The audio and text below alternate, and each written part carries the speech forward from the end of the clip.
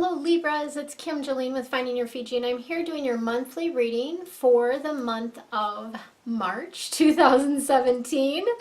This is take 2 of this reading, so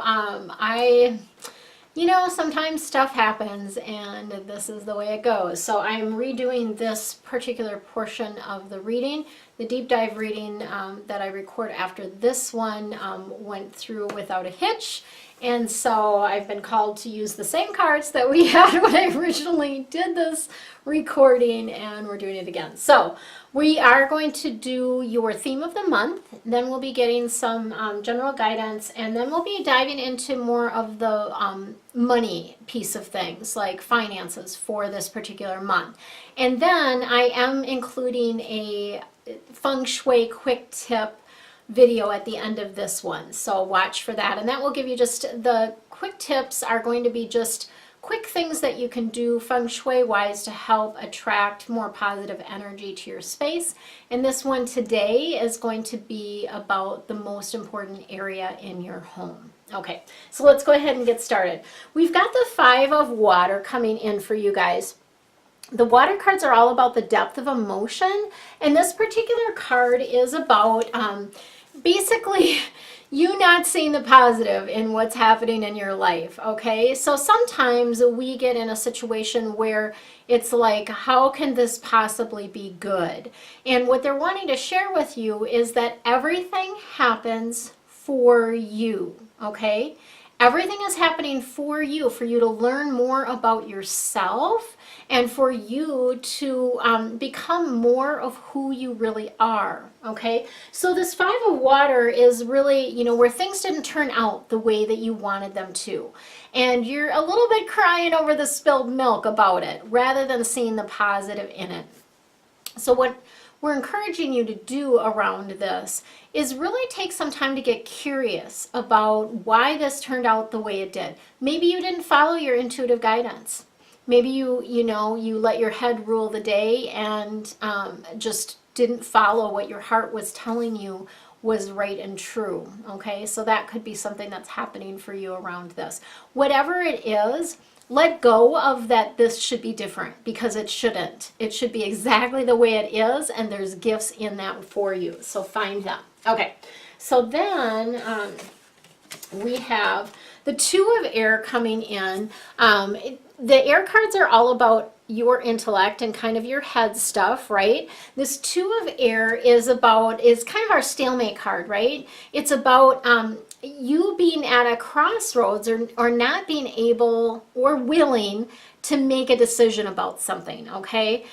So some of you are pretending like there's not an issue, that it's not a problem, but you know deep down there is a problem, that you cannot continue on this way, so you do need to make a decision, okay? And what I always like to say around decision pieces of things, think of it as like there's a tree in front of you, and you can either go around the tree on the right side or you can go around the left side. Either way, you're going to come around the tree, right? You're going to learn something, you're going to see things and learn things this way, you're going to see and learn things that way. So it doesn't really matter.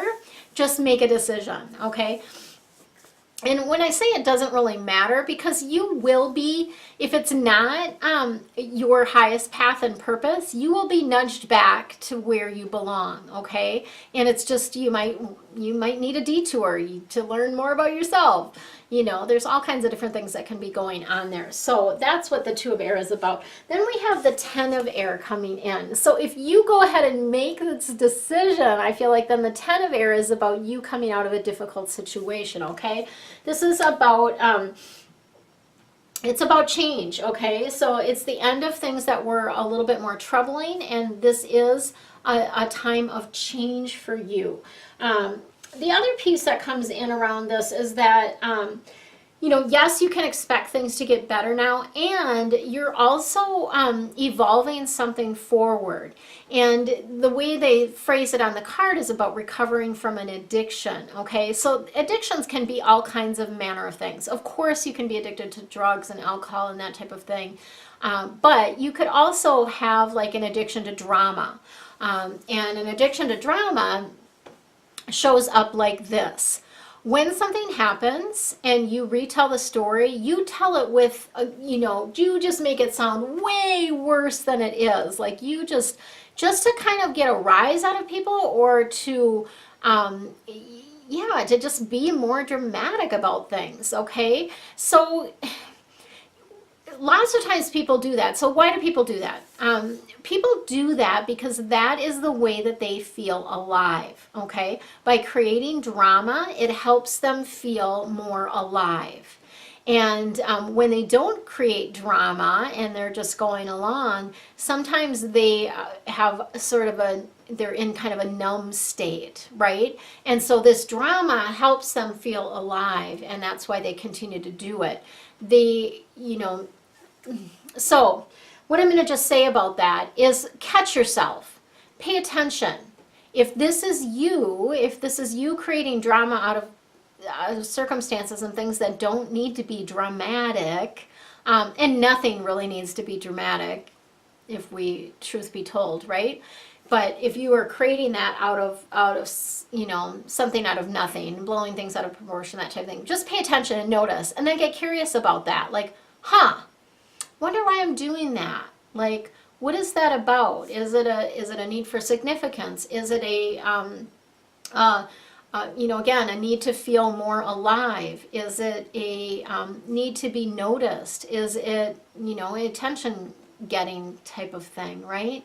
There's all kinds of different things that can be going on there. But so get curious about that. All right. And then we've got the 10 of fire coming in, which lets you know that you're doing way too much work, okay? And typically when this 10 of fire comes in, it's not that you don't have help available to you, it's that you're not asking or not accepting, okay? So accept the help that's being offered to you. Ask others to help you, okay? Because if you continue on this path, you are going to end up with some stress-related health stuff, okay? So you really, really need to stop, get some help, and cut back on the work. You just got way, way too much going on. Okay, so let's see what else we've got going for you guys.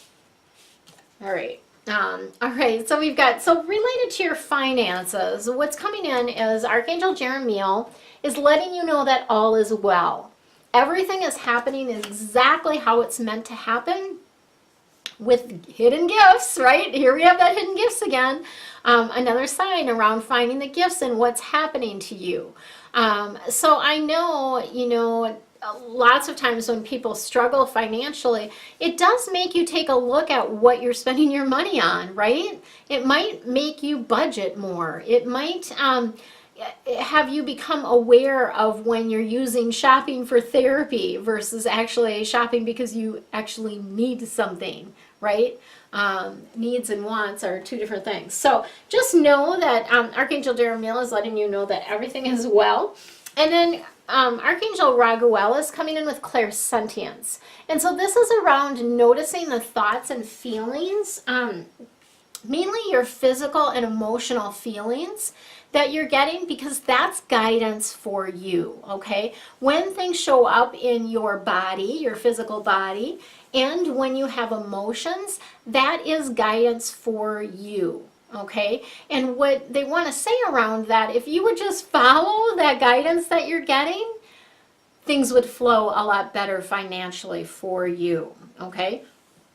So how do you follow the guidance? Number one, listen, pay attention. If you have something that's going on in your body, stop, right? Stop and focus on it. Pay attention to it. Give it time. Give it attention. And it doesn't take a super long time. Like literally you can focus on something for 60 to 90 seconds and typically it will dissipate or disappear, and then the information will come in as to what you need to know about that. Maybe it relates back to something that happened in your childhood. Maybe it relates back to something in a past life. There's all kinds of different things that can be going on there as far as messages for you. Okay, and then we have Archangel Ariel coming in. Spread your wings. So it's a really, really time. This is like the perfect time. Don't hold back right now is what they're wanting to say. Spread your wings and fly. This is an opportune time. You have the wind beneath you that will help you take off at this time. And the other piece of it is that you're ready, okay? Regardless of you maybe wanting to say, oh, this needs to be perfect, that needs to be perfect, whatever. You are ready for this. You're ready to fly. So go ahead and take that leap, jump off that cliff, which, you know, a lot of times people say, oh, I'm jumping off a cliff. I don't know if there's a net. Lots of times you're really just stepping off a curb. Like it feels like a cliff because like, but then once you do it, it's like, oh, that was no big deal, right? Or not as big a deal. Yeah, I'll tell you how that goes when I move to Maui and see how that jumping off the cliff, if that feels like really a step curve. We'll see. I'm sure it will because everything's lining up for me around that. But so that's what I've got for you for the month of March 2017. Stay tuned for the next video that will give you some quick Feng Shui tips to help you shift and attract more energy and opportunities to your space. Much love. Hello, it's Kim Jolene with Finding Your Fiji, and I'm here with your monthly Feng Shui quick tips for the month of March 2017. So today we're going to be talking about the most important room, or the most important space, rather, in your home. This also applies to your area of business. If you have a physical business location, this is also something that's going to be pertinent for you for that space as well. So the most important space in your home or in your office or in your business is the front door. So just to be clear, the front door is the door where your address is. This is the door where the general public would come into your space. Typically it will have your house numbers right nearby it or right in front of it. Oftentimes it's at the very front of the home, so the street that your home faces is often the way that it is. Sometimes we find that they're hidden, or they're kind of down along the side of a building. If you have a condo location, that's a potential. Or, you know, of course, if you're in an apartment complex, it would be the door to your space, right? And that would be the front door. And kind of just as a refresher, the way that this Bagua, the Feng Shui mental map, lays out is the front door is going to be along this line typically. Now, as I said, sometimes the energy, the address is along this side, but the front door might be, you know, along the side, or you might have to walk down a sidewalk to get to the front door over there, or it might be set back. So you might have a garage here, and then this space is sort of missing, and you have a front door that's further back. But wherever your front door is, that is the most important area of the home. Why? Because that is where all the energy comes into your space. That's where all the opportunities find you. That is determines a lot of your luck or good energy in the space. We call this in Feng Shui the mouth of Qi, and Qi means energy. So it's the mouth of the energy. It's where the energy comes into the space. So a couple of quick tips of things that you can do to help improve this area, and also to help attract more energy and opportunities to you. Number one is to use it.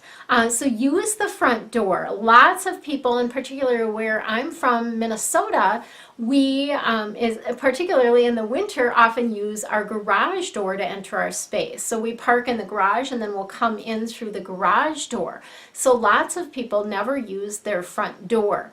Using it increases the energy and attracts more opportunities to you. So one of the things that I often recommend is to use your front door for 9 days in a row. So what does that mean? Basically, if you park in a garage, you park in the garage, you get out of your car, you walk to the front door, use your key to open the front door, go in the front door. When you leave, you go out the front door, lock the door, go back to your garage, right? You can obviously open the garage from the inside before you go in and out the front door, but using the front door for 9 days in a row helps increase a lot of energy around this. And particularly if you are looking for a job or wanting a career change, because your front door also relates to the career aspects of your space, regardless of whether it's in your career sector or not. the front door relates to your career. So if you're looking for a job, I would encourage you to do this right away. Like the very first thing that you do is to go in and out your front door for 9 days in a row. And the intention, of course, everything in Feng Shui is about intention. The intention that you're holding as you do that is that you are attracting energy and opportunities to you. You are attracting the things that you want in your life, right? And if it's a job, you're thinking about, as you're walking in that front door, I'm now attracting the perfect job opportunity for me, working with the perfect people, doing the work that I love to do, right? That type of thing, okay? The second thing is we want to make sure that your front door stands out. So you want to make sure that your front door is very visible from the street. And the reason for this, again, is when the energy can visibly see the front door, it can reach it, right? And it's attracted to it. So you want to do anything that you can to make your front door stand out. This is where you will often hear about painting your front door red. And red, the reason for red is because red is a lucky color. So that's the reason we often use red, because it is a lucky color. And it's something that will make the front door stand out. Now, if your home is red brick, you do not want to paint your front door red. You want to paint it a different color, a color that's different from the rest of the house. And this would be different than the shutters even on the home. Okay, so those are your quick Feng Shui tips for your front door for the month of March. If you're interested in learning more, I do provide deeper Feng Shui tips and, of course, deeper dive angel readings in my membership. Feel free to check that out below. For now, relax, have fun, and enjoy your month. Much love to you.